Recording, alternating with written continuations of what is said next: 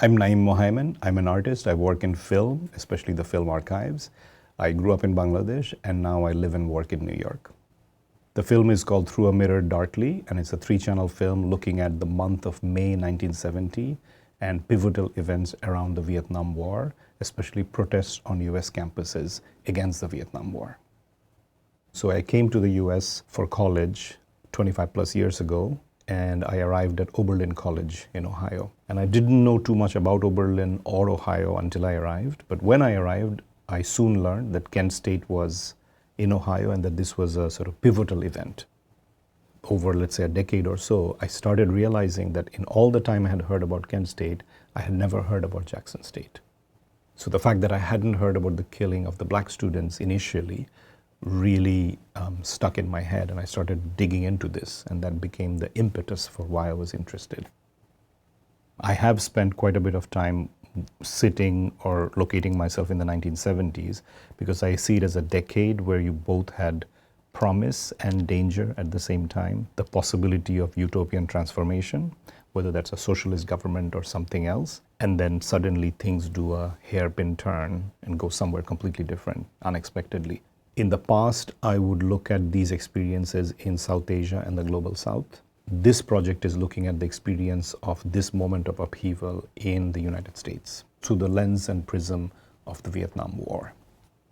Specifically in May 1970, we see how initially it seems as if this will cause the government to back away from both the Vietnam War and the Cambodian expansion. Instead, the government in some ways, you could say, doubles down and goes even deeper and brings up this rhetoric of campus is out of control.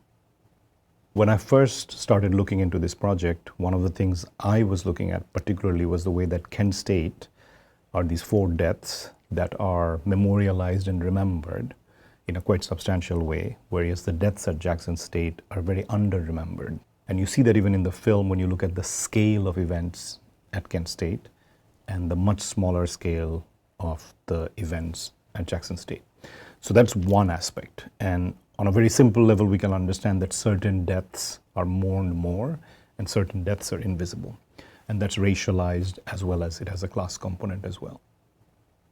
Of the 3 events in the film, so Kent State, Jackson State, and the Hard Hat riots, the Hard Hat riots are the least memorialized. They are actually not memorialized at all. The Hard Hat riots are an event that happened between Kent State on May 4th and Jackson State on May 14th. And they are a somewhat manufactured confrontation where construction workers attack student protesters, basically saying, how dare you disrespect the flag and soldiers, how dare you protest the Vietnam War. Class is a really large component of all of this. You know, the phrase is no war but class war. And part of the arguments against Vietnam War is the United States isn't taking care of its people here.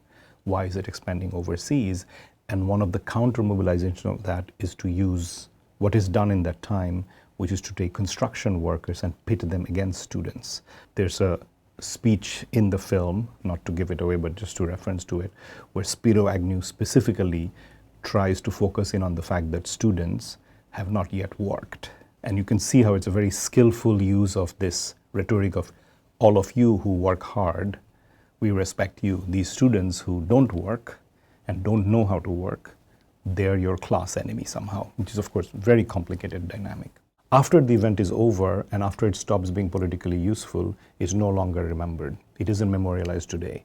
The sites are the New York Stock Exchange and Pace University and the park that's right next to the Brooklyn Bridge. There's no plaques, memorials, nobody remembers on that day. So that is the one event where there is a recreation.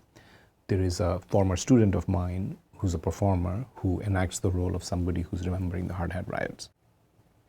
Memorialization by institutions, whether it's universities or governments, I'm a little more hesitant about because I think inevitably those things become very formalized.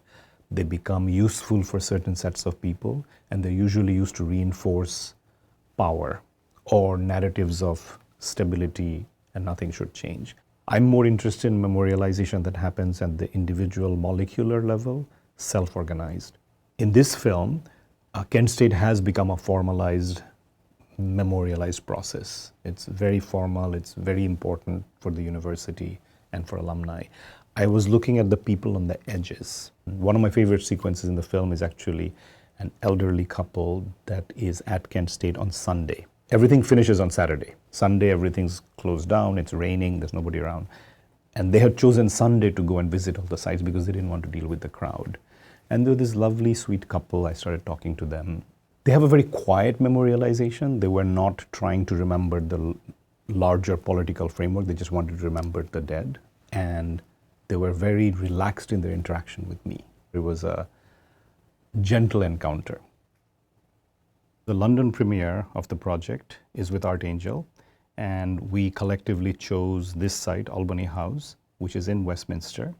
And this building was the site of the British Transport Police, and we're in close proximity to the Ministry of Justice, House of Parliaments, and Buckingham Palace. So we are within a seat of power and government here in England. It's not within a museum, it's not within a group show. And we did choose the site to also connect with the film's theme of the relationship of governments with their peoples.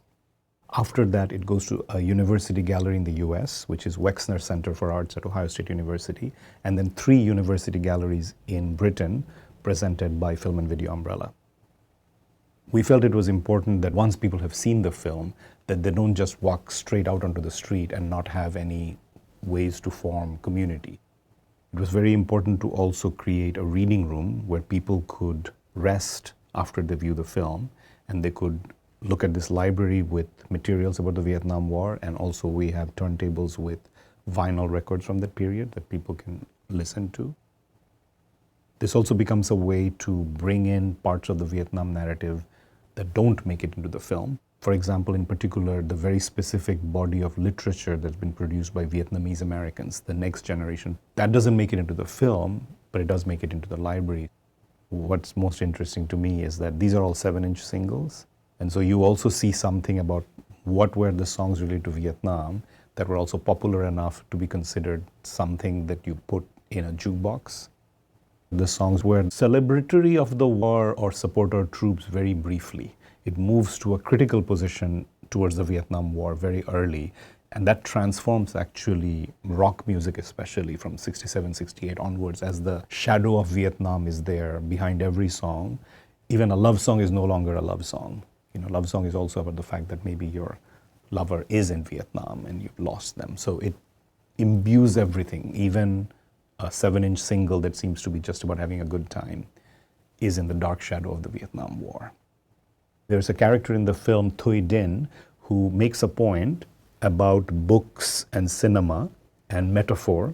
She contrasts Deer Hunter, the Hollywood film about the Vietnam War, with Viet Thanh Nguyen's novel, The Sympathizer. And she makes a point that both the film and the novel, although written almost 30 years apart, are confusing for the Vietnamese American community because their relationship with the war is so tender, so recent, that metaphor feels like something that cannot necessarily be digested. That community, at least in her telling, is still invested in, we want the facts to be laid out, we want our history to be written out. Metaphor seems like an uneasy fit, especially if it's surrealist. So for such people, metaphor is, her exact phrase, a luxury. In this film, 3-channel is specifically deployed for the purpose of contradiction, underscoring, usually not reinforcing, and to put into dialogue and debate. I think it requires a certain level of active viewing. You don't just get to lay back and let me just take in the vista of a wide canvas created by 3 screens. Actually, you need to be watching very actively, hopefully, and marking the contradictions in your own head as you watch it. It might require continuously being focused on all 3 screens. Probably not a very relaxed experience. I would be interested in generating a conversation in audiences about the unreliability of memory so that there's a little less certainty about what you remember or what you thought you knew. And in particular, this idea that as you move further away from events, certain things become more hazy and certain things become more clear or resolved in a different way. I try to impart, because it's also what I feel, a hesitation and ambiguity, because I'm invested in others also not being so sure about exactly what they remember. It's not saying that don't trust anything, because we have a lot of that already. The general skepticism about images or the written word, that's not my project. But it is to bring up the possibility that when you look at an event and you look at it from this side, then you look at it from this side, you are going to see different realities, and this is always going to be changing. It's changed multiple times during the making of this film for myself. And I feel that if I had another 2 years, a completely different reality would emerge, or will emerge the next time somebody looks into this.